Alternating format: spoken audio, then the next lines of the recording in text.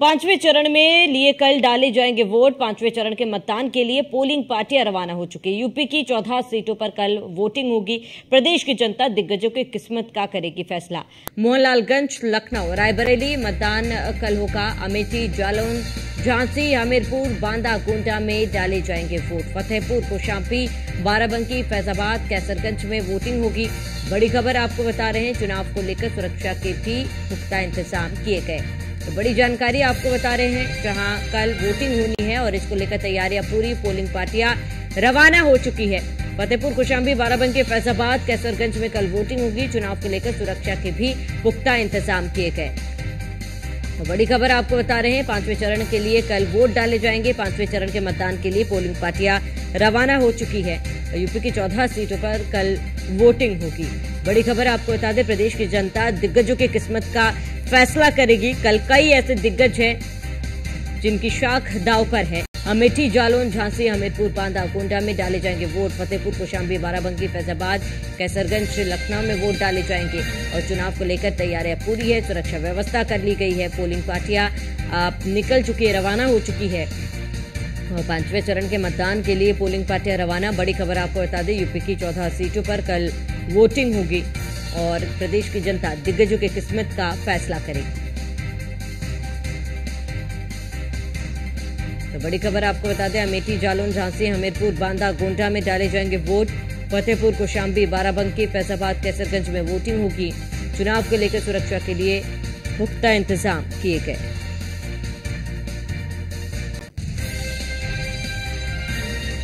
तो बड़ी खबर आपको बता दें, जहां यूपी की 14 सीटों पर कल वोटिंग होगी। प्रदेश की जनता दिग्गजों की किस्मत का फैसला करेगी। तो मोहनलालगंज, लखनऊ, रायबरेली में मतदान होगा। अमेठी, जालौन, झांसी, हमीरपुर, बांदा, गोंडा में डाले जाएंगे वोट। फतेहपुर, कौशाम्बी, बाराबंकी, फैजाबाद, कैसरगंज में वोट डाले जाएंगे। चुनाव को लेकर सुरक्षा के भी पुख्ता इंतजाम किए गए। पांचवें चरण में चुनाव होने हैं और उसको लेकर तैयारियां पूरी।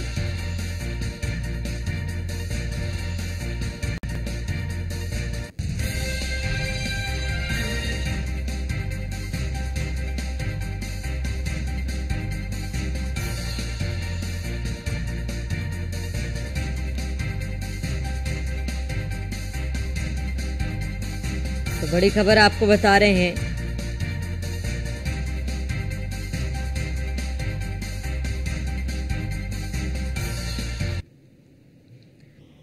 अधिक जानकारी के लिए संवाददाता अश्विनी द्विवेदी हमारे साथ लखनऊ से जुड़े और रायबरेली से असद जुड़ चुके हैं। अश्विनी, सबसे पहले आपका रुख करूंगी क्योंकि कल पांचवें चरण का चुनाव है और ऐसे में हमने देखा है कि इन तमाम सीटों पर अश्विनी सत्ता पक्ष और विपक्ष दोनों ही पूरी मेहनत की है तमाम पार्टियों ने, लेकिन कई ऐसे सीटें हैं जहां पर कई दिग्गजों की शाख दांव पर है इस बार। अश्विनी, नंबर 1 के बाद जो भी विधानसभा पक्षरवा लोकसभा चुनाव चरण के लिए चुनाव वोटिंग होना है, जिसमें से तमाम हॉट सीटें हैं, जिसमें लखनऊ में रक्षा मंत्री राजनाथ सिंह की किस्मत जो है वो कैद होगी में। इसके अलावा मोहनलालगंज की सीट है, वहां केंद्रीय राज्य मंत्री कौशल किशोर हैं।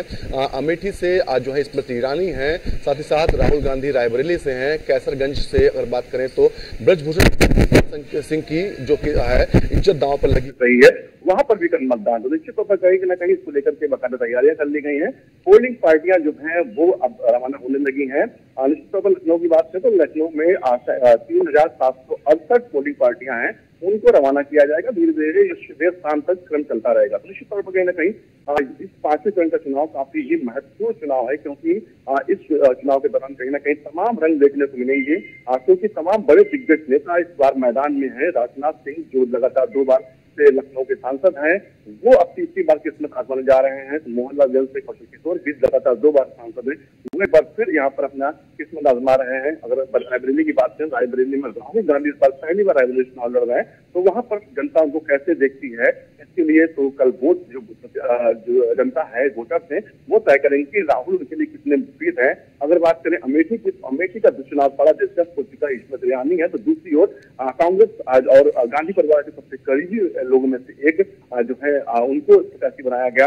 अगर कैसरगंज की बात करें तो कैसरगंज में काफी दिनों तक जो है इंतजार कराया गया कि आखिर कौन वहां का प्रत्याशी होगा, क्योंकि जिस तरीके से महिला पहलवानों का मामला हुआ था उसके बाद कहीं ना कहीं भारतीय जनता पार्टी पर काफी दबाव था कि वो ब्लड भूषण सिंह को टिकट दें या ना दें।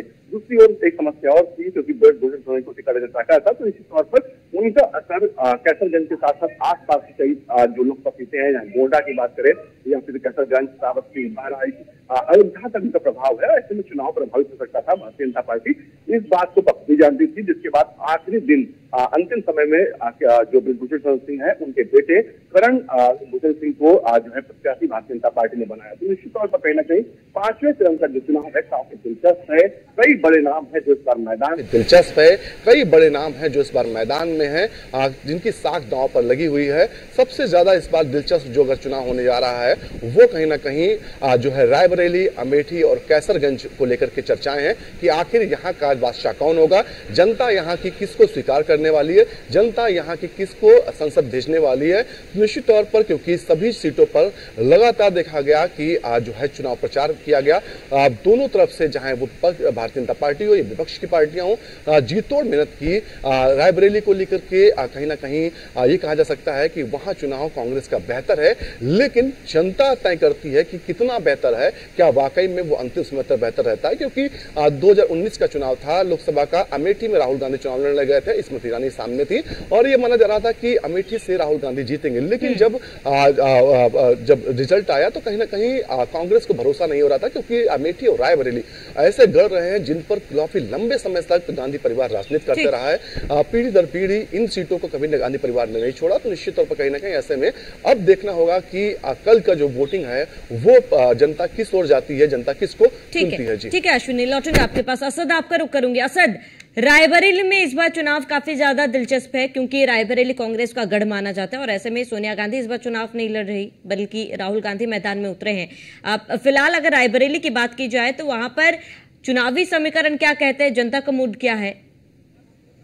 बिल्कुल, देखिए कांग्रेस से लड़ रहा है रायबरेली और कहीं ना कहीं जो सभाएं हैं, मुख्य सभाएं हैं या संयुक्त जनता पहला देखा गया है, कहीं ना कहीं जो ग्राउंड जीरो पर रिपोर्टिंग की गई उसमें साफ तौर पर लोगों ने बताया है कि कांग्रेस का चुनाव जो है वो जनता लड़ रही है। तो भारतीय जनता पार्टी के लिए मुश्किल होने वाली है रायबरेली में, और ये 4 जून को क्लियर हो जाएगा कि कौन जीतेगा और कौन हारेगा। लेकिन कल तो मतदान होना है और आईटीआई के गोरा बाजार में यहाँ से अब मत लेकर जो पोलिंग एजेंट हैं वो यहाँ से रवाना हो रहे हैं और कहीं ना कहीं मतदान कराने के लिए मतदान कराने के लिए जिला स्तर पर जिला प्रशासन ने कड़ी व्यवस्था कर रखी है। मतदान अब यहाँ से गोरा बाजार से लोग मतदान अपनी मत लेकर मतदान केंद्रों को पहुंचेंगे और वहाँ पर जो सुबह से मतदान शुरू होना है और उसके बाद क्या स्थिति यहाँ सामने आएगी। फिलहाल जो रायबरेली का अगर माहौल की बात की जाए तो वो कांग्रेस में जरूर दिखाई दे रहा है। ठीक है असद, मैं लौटूंगा आपके पास। अश्विनी, अगर रायबरेली की बात की जाए, क्योंकि राहुल गांधी का नाम कांग्रेस ने आगे बढ़ाया था एंड मोमेंट में, और ऐसे में अमेठी से क्योंकि राहुल गांधी चुनाव लड़ते आ रहे हैं और एंड मोमेंट में रायबरेली से उन्हें प्रत्याशी बनाया गया है, क्या असर इस बार इस चुनाव में पड़ने वाला है? और इसके साथ ही अमेठी की बात की जाए तो क्योंकि केएल शर्मा, स्मृति ईरानी के सामने कितनी कड़ी टक्कर हो सकती है अश्विनी? अगर रायबरेली अमेठी की बात करें तो चुनाव काफी दिलचस्प है। रायबरेली में थोड़ा सा अगर कहेंगे तो यहाँ पर कांग्रेस जो है वो भारी नजर आ रही है। भारी इसलिए क्योंकि कैंडिडेट का विरोध लगातार कैंडिडेट बनाया, उनका विरोध कुछ पार्टी के लोग कर रहे हैं।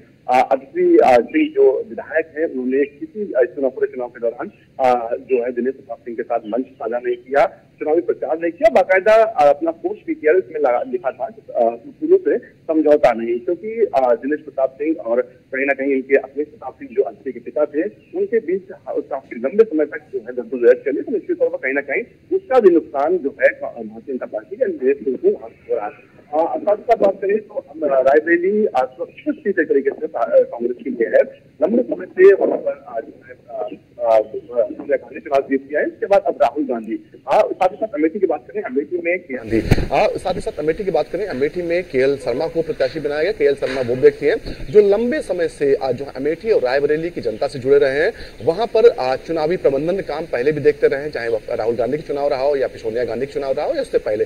तो निश्चित तौर पर कहीं ना कहीं जो सबसे भरोसेमंद खिलाड़ी थे कांग्रेस के, उनको ही उतारा गया। और राहुल गांधी ने बाकायदा कहा है मैं चुनाव नहीं लड़ रहा हूं यहाँ पर, लेकिन मैं अमेठी का हूं। और ये बातें जो होती कहीं ना कहीं लोगों के दिलों में घर कर रही हैं। बात करें अगर अमेठी की, तो अमेठी राजनीतिक तौर पर चुनाव वहां पर काफी दिलचस्प हो रहा है। किस ओर चुनाव जा रहा है ये वहां के लोकल के लोग नहीं समझ पा रहे हैं।